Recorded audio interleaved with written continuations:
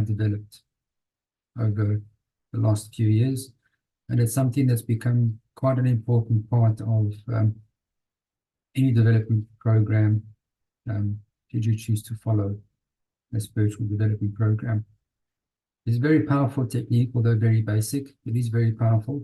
Most people, in fact, everyone that I teach this technique to has had tremendous success with it.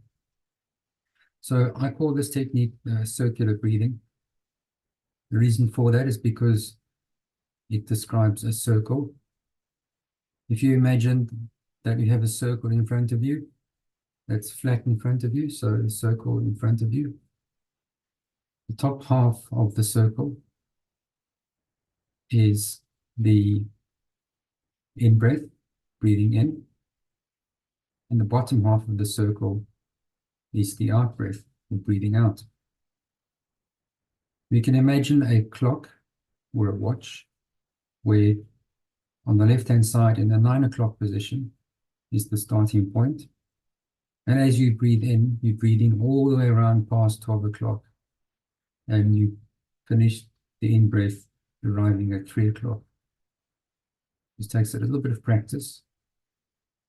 You'll need to adjust your breathing and adjust mentally to timing that particular phase. Then from the 3 o'clock position, all the way around past the 6 o'clock, and then all the way up to the 9 o'clock position is the out breath. So effectively, you have the top half of the circle from 9 o'clock to 3 o'clock is the in breath, and the bottom half from 3 o'clock all the way around back up to 9 o'clock is the out breath. Now, to make it easier for yourself, all you need to do is use your finger to trace the direction, the movement of the circle, which will be clockwise. So starting at 9 o'clock, we trace the circle round to 3 o'clock, and then down past 6 o'clock, and then back up to 9 o'clock. And as we trace the circle with our finger, we insert the breathing element. So we're breathing in all the way from 9 all the way around to 3 o'clock, breathing out from 3 o'clock all the way around past 6 o'clock, all the way back up to 9 o'clock. This takes a little bit of practice, and this is the first phase of the exercise. Already in itself, it's quite a powerful segment, but there's a second part to this, which we will deal with in a moment. As you draw the circle and you incorporate the breath, you will find you will need to time your in-breath and the out-breath so that it matches the movement of your hand as you trace the circle. Why is it important to trace the circle? It helps you mentally to create the circle in your mind's eye. It helps to create the shape, and the shape of the circle is what gives you the rhythm and allows you to adapt your breathing to that rhythm, to that circle. Once you're happy with drawing the circle, including the in-breath and the out-breath, we move to the next phase. The next phase is we focus on the transition between the in-breath and the out-breath. On both sides, in the 3 o'clock position, where at the end of the in-breath, we begin to breathe out. And back at the 9 o'clock position, from the out-breath, we begin to breathe in again. You might have noticed that in these two places, or perhaps you haven't noticed, there is a short pause between the in-breath and the out-breath.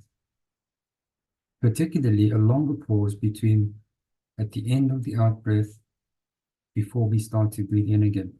That pause tends to be a little bit longer. Practice this for yourself. Have a look at this by simply closing your eyes and observing what happens when you breathe in and you breathe out. And you will notice that these pauses do indeed exist. Now, the second half of the exercise, once you've established the circle, you've established the breathing, is we begin to focus on those transition phases. And what we're trying to do in this next phase is we're trying to eliminate those transitions. We'll be trying to make them as smooth as possible. What this does is it takes your awareness from the circle and focuses them purely on the 3 o'clock and 9 o'clock position. This narrows your field of awareness and takes you even deeper into this meditation. The outside noise practically completely disappears. There's a bit of a surprise, a secret, but I'll tell you at the end what you can expect.